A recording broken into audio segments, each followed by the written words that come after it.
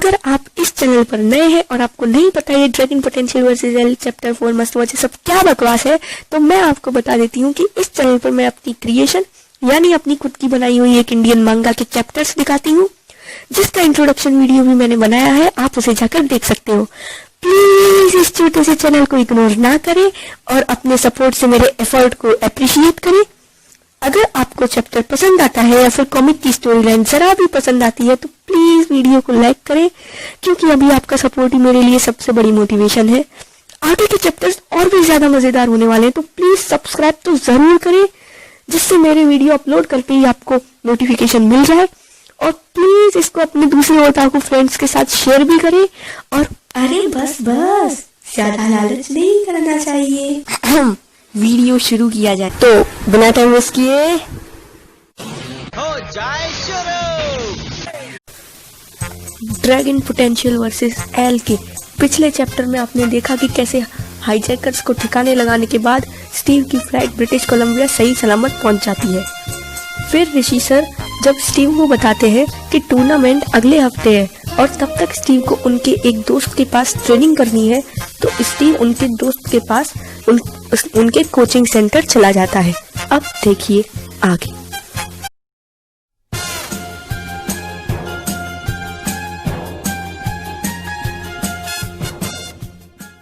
Steve वहाँ खड़े martial art teacher से पूछता है कि यहाँ इतना अंधेरा क्यों है, तो वो कहते हैं मैं सो रहा था, तुम्हारे बगल में एक स्विच है, उससे लाइट चालू कर लो। स्टीव कहता है मेरा पाला ऐसे लोगों से क्यों पड़ता है। स्टीव लाइट ऑन करता है और वहाँ पर टीचर कुछ इस हाल में खड़े होते हैं। स्टीव उनको टकर टकर देखता है तो वो कहते हैं ऐसे क्या देख रहे हो, कहा ना मैं सो रहा था। फिर वो सर स्टीव से कहते हैं कि चलो देखते हैं कि तुम में कितना दम है, इन पंचिंग बैग में से किसी एक को गिरा कर दिखाओ, तुम्हें तेज और दमदार हमले करने होंगे, वो भी लगातार।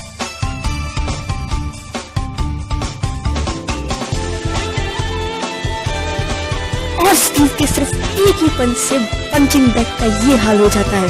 सर भी चौंक जाते हैं और कहते हैं कि ये स्टीव ने सच में एक ही पंच में इस पंचिंग बैग को ढेर कर दिया या फिर वो अभी भी नींद में है। फिर वो स्टीव से कहते हैं ज्यादा खुश मत हो। ये कहकर वो स्टीव को दूसरी ओर ले जाते हैं।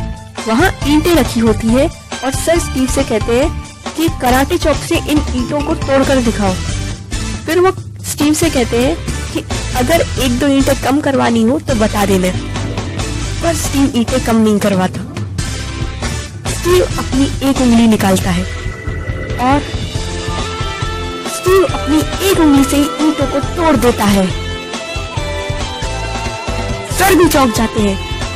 फिर वो स्टीव से कहते हैं ज्यादा इतराने की जरूरत नहीं है, मैं स्टोर रूम से तुम्हारे लिए अभी कुछ लाता हूँ। ये कहकर वो वहाँ से जाने लगते हैं और सोचते हैं अब मैं इसके लिए 70 किलो का बारबेल लाऊंगा। ये बच्चा 70 किलो का बारबेल तो बिल्कुल भी नहीं उठा पाएगा। फिर वो चले जाते हैं। बाहर से स्टीव को एक अनाउंसमेंट सुनाई देती है।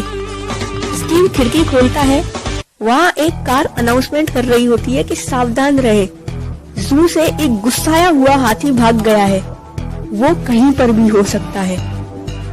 स्टीव ये सुनकर कहता है कि उम्मीद है वो हाथी बिना किसी को नुकसान पहुंचाए और खुद भी सुरक्षित वापस जू पहुंच जाए। फिर वहाँ अचानक से भगदड़ मच जाती है, क्योंकि वो हाथी वही होता है। स्टीव भी चौंक जाता है और कहता है कि अरे नहीं, ये हाथी तो यही है। वहाँ एक महिला भागते भागते गिर जाती है। हाथी उसके बिल्कुल पीछे होता है।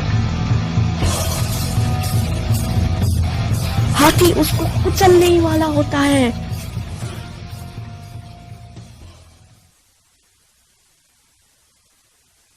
पर थोड़ी देर हो जाती है, लेकिन हाथी ने अब तक उस पर पैर नहीं रखा होता। एकदम से उन महिला के बगल में से आवाज आती है कि बाहर निकलिए आंटी। और स्टीव वहां हाथी का पैर उठाए खड़ा होता है। सर भी चौंक जाते हैं और कहते हैं कि मैं तो इसके लिए सिर्फ 70 किलो का बारबेल लेने गया था, पर इसने तो इतने बड़े हाथी का पैर भी उठा लिया।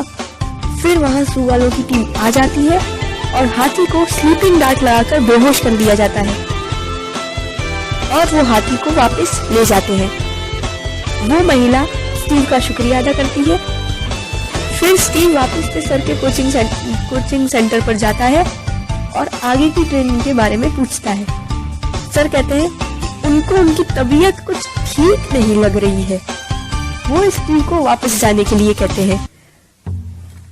फिर वहां ऋषि सर आते हैं और स्टीव से पूछते हैं कि उसकी ट्रेनिंग खत्म हो गई क्या। स्टीव बताता है कि हाँ, उसकी ट्रेनिंग खत्म हो चुकी है।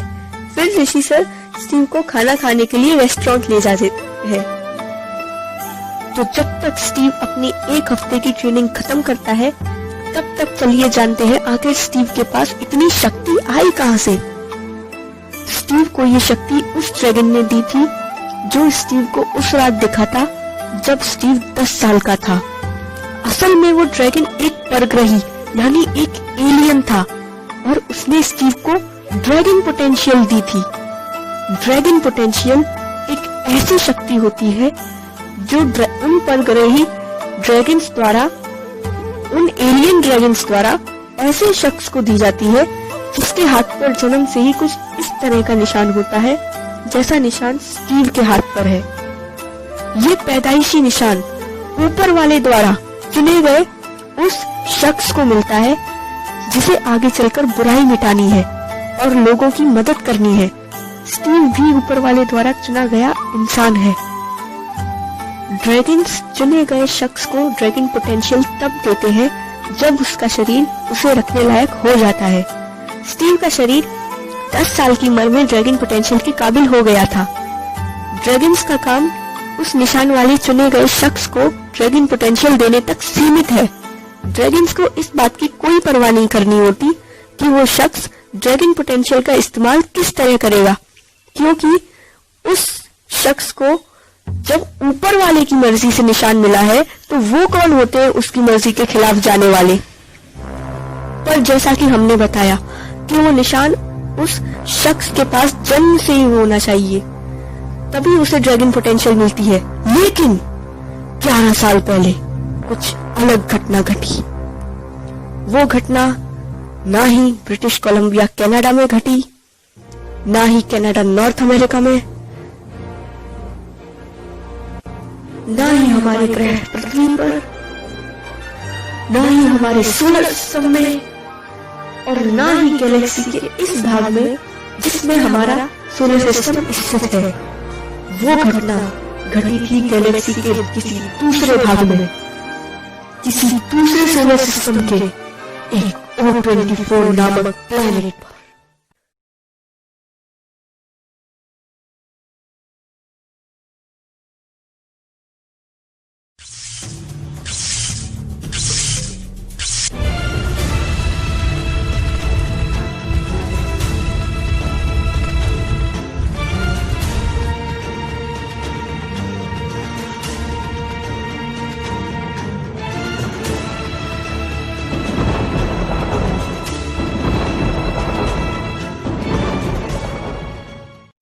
भाइयों